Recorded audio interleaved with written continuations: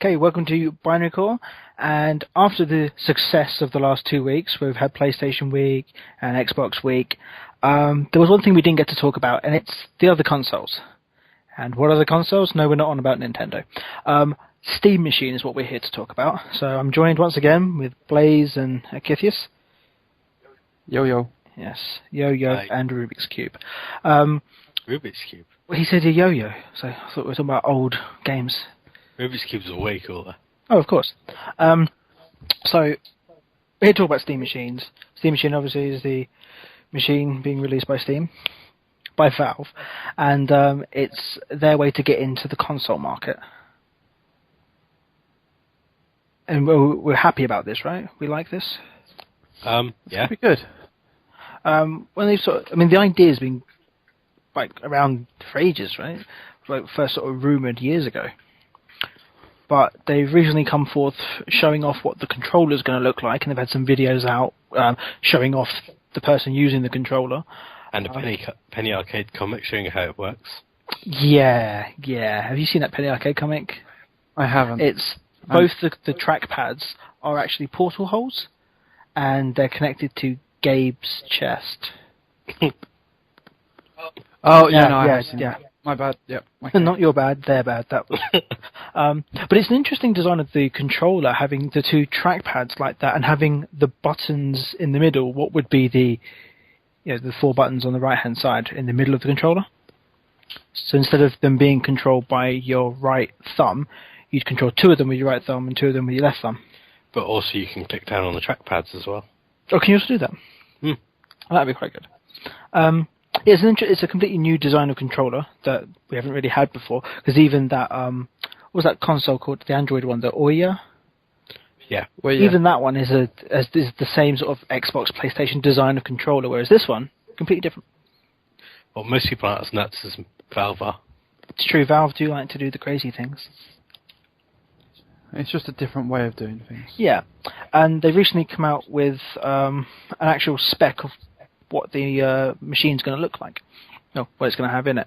And was it 300... Well, it's kind of... they've released the beta specs and what the beta box will look like, but that's not going to be like the final specs. Basically, manufacturers are going to kind of license, if you will. Well, it's not really going to be licensing, but other manufacturers are going to make them according to various different specs.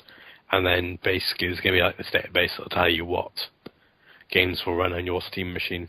So presumably you go on Steam and it says your hardware can or can't run this, rather than having to go and look for all the specs and all that crap. There is the possibility that if you get a too low of a machine, you will not be able to play the games you already own. Yeah. Wow. That's kind of your fault for buying an underpowered one. Well, I suppose, but the way it kind of goes is when it comes to PCs, you have the PC and then you buy the game, or you would then go, I can get this game because I have a PC that meets that spec. In this one, you've already bought the game, and then you're getting the hardware and it's underpowered. Why would you buy less powerful hardware than what you've already got if you've got the game and you bought it to play it? Well, if I'm running a really good computer, why would I get a Steam machine? Yeah. That's your point? Yeah. Okay. Well, no, I don't think anyone's really running a computer with 16 gig of RAM. I'm just looking at the sort of specs they're showing here. Me. Oh, you and your computers. 24 gig. What are your thoughts on the actual Steam OS that they're... I know this is the whole reason why you wanted me on this. Kind of, because originally you really liked the idea of it. I still do really like the idea. I think you might have taken it slightly differently to... No, I was just using that as an exaggerated example. Okay, so I really like the idea in general of the Steam machines, because it's opening up the console architecture. I think that we've reached a point now where there's little advantage to be had from having a dedicated or specialized hardware for playing games on, like consoles to this day. So this is kind of reflected in that the next gen consoles are all basically PCs. Admittedly tweaked and all that stuff. But the main thing is that basically, why should we have an appliance for playing games when a general purpose computer can do it just as well, which is kind of like the whole idea behind a Steam machine. Which is a good thing, because with Steam Machine you can upgrade it yourself, you can use whatever controller you want with it, and all that kind of good stuff. And that kind of leads on to the next bit where SteamOS, which really is the main part of the system, really, I guess, along with the controller. So the original impression I got from SteamOS is basically it's going to be something like Ubuntu Linux, with Steam running on it, and you can say boot to Steam by default and all that kind of thing, which is good because it means that your Steam box is still a general purpose computer, so you can still use it for everything else. It doesn't have to be just for gaming, which is a good thing. It's not locked down or anything, but it turns out SteamOS has actually really cut down Linux distribution, which, although it's not a bad thing, and you can install it on any hardware, and you can change the OS on your Steam machine and all that sort of thing, it's still the fact that by default the Steam OS is so cut down and it's just running Steam games kind of concerns me a bit, because that's still lock-in, which is what the thing that appeals to me, and why I think Steam Machine is important, is because it starts cutting down on lock-in. It gives us more freedom rather than being stuck in, like, say, a PlayStation ecosystem or an Xbox ecosystem or an Apple ecosystem, whatever. Because we're all under the assumption that you could just install your own games, like if you had... Well, I don't know whether you can. I mean, we don't know yet, basically. No. But it wouldn't surprise me if it is just Steam and Steam games only, because they're talking about it basically being a really cut down Linux distribution that all it does is just boot up into Steam. So it's kind of like, does that limit you to only Steam games, which is a bad thing, because that's lock-in. So it then just makes it another console, like everything else. Don't get me wrong, it's still an improvement over the other consoles, because you've got open hardware, you've got different controllers you can use, you can install a different OS on it and all that sort of thing, but it's just the fact that the default OS is... They haven't gone as far as to make that completely open, so to speak, if they're making it, Steam specific. To me, that kind of defeats the point of having an open system, because then people have to put in the extra effort to actually go out of the way to, say, play non-Steam games on it, if what it sounds like is true. But if it's a Steam box, surely you should be willing to accept that only Steam games will be playable on it. Because I think you should be referring to the OS. Steam, I see what you mean there. However, they are marketing it as being a more open alternative to consoles, and it is to an extent, but I don't think it's as open as it should be. I mean, if you consider Steam, basically what it comes down to is, what's the advantage of them completely locking it down so SteamOS is just Steam, when Valve has come from the PC platform where, well, it's still PC technically, but they come from a platform where it's completely open and not everything has to go through Steam. So that is my worry, that it's moving from an ecosystem where you can still run other things on your machine to it being by default just Steam. You do have some good points there, and it's it's kind of like there's something I've been thinking about a lot lately, and it's like why I'm not a fan of like Apple and so on. There's a really good talk that describes these things way better than I ever could, called The Coming War on General Computation, by a guy called Cory Doctorow, who is a sci-fi author and so on, and known for Living in a Balloon in the Blogosphere and an XKCD comic. Oh, that guy, yeah. Yeah, but if you want a much better explanation of why it's a problem, then his talk is worth watching / reading, because he does a better job of explaining it than I do. Do you have links to that? We'll shove it in the bar below. A link. Okay. So what Steam have done so far with it is you've got the controller, and they've announced this demo box sort of thing.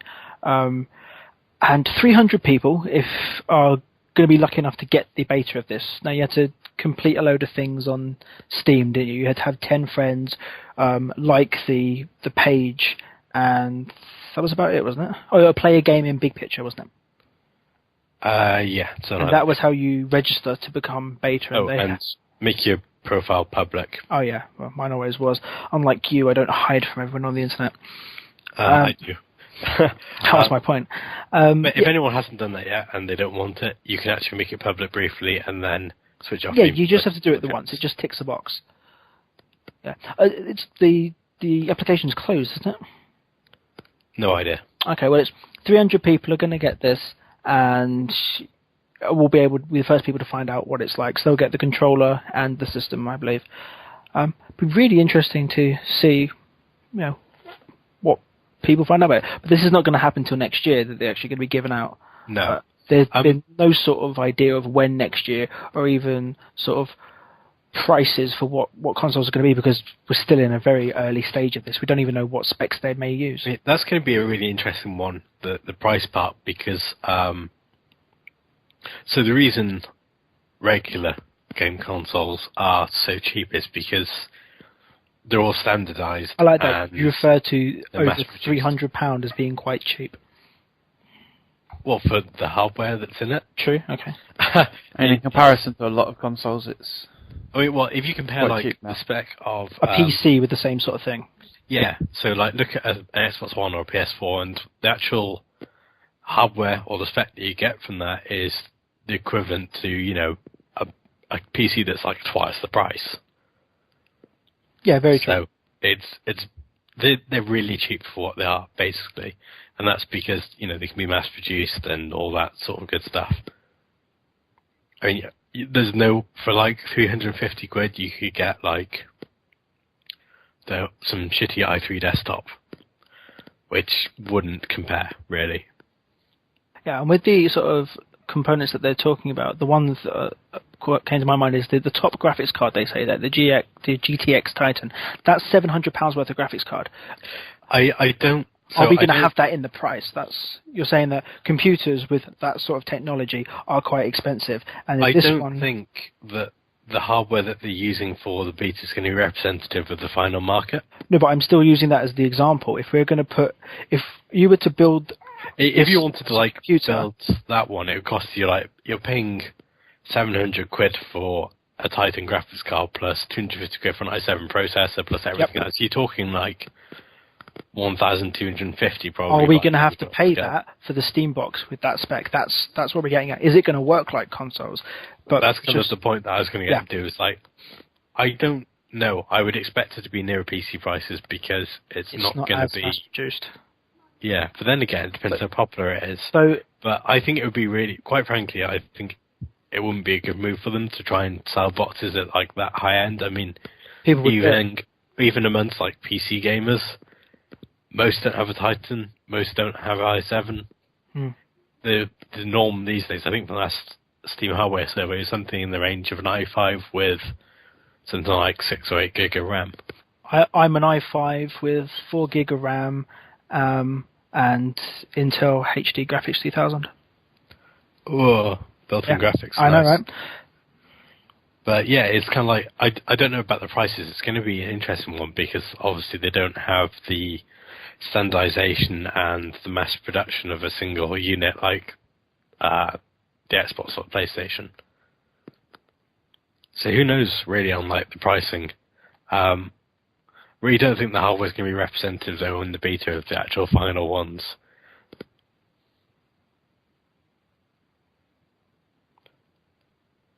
Just try and get an idea of what the market wants and give it out to a load of people and see if they can break it. Yeah, I mean, I think it's kind of basically see how it performs is what I'm guessing is their idea behind having the multiple different platforms. I mean, the other part of it, though, is that by having something like SteamOS, which is cut down just like the OS on a normal game console, means that you're in a position where you don't need so many resources, so you're not running the entirety of Windows in the background, for example. You can dedicate more of the hardware resources to gaming. Okay, so looking forward, this may be a good contender, depending on pricing. Yeah, I mean, for me, basically, in terms of next-gen consoles, it's kind of I'm going to see what happens with the Steam machines, and the big thing for me is how open they are. Because it's for as much as I'd like to buy a more open console, why would I buy a Steam machine over a PC is kind of the question.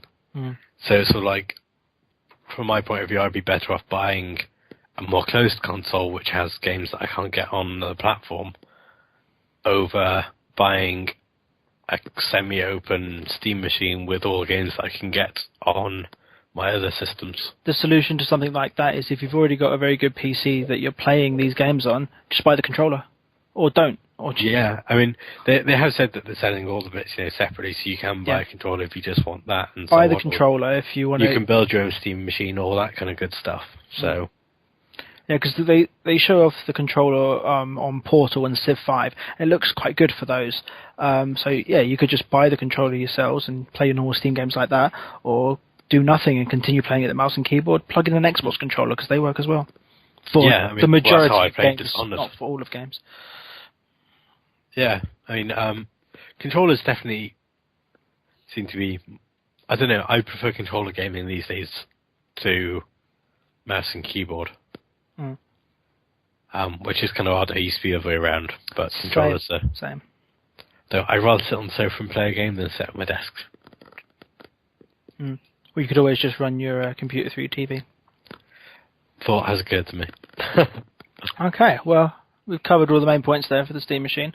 So, check out those references in the links below the video. Yeah. There's two things there. One of them is the text version. If you just want to read it, it's like a 5-10 minute read. And the second one is the same thing, but in a talk format given by the person who wrote it. Yeah, so let us know what your views as well. What do you people think of the Steam box? Have you applied to be on the beta? And if you get it, let us know. Okay. Well, thank you for listening. And if you haven't, check out all the videos we did over the past 2 weeks talking about the Xbox One and PlayStation 4. And this week we're continuing as normal service with all our other videos. So go check out those, all our Let's Plays, Throwback Thursdays, if Adam can actually produce one this week, who knows. And please mind the gap. I'll do my best. Oh yes, and there's articles and stuff on the main website. Go to binaryrecord.org and check it all out.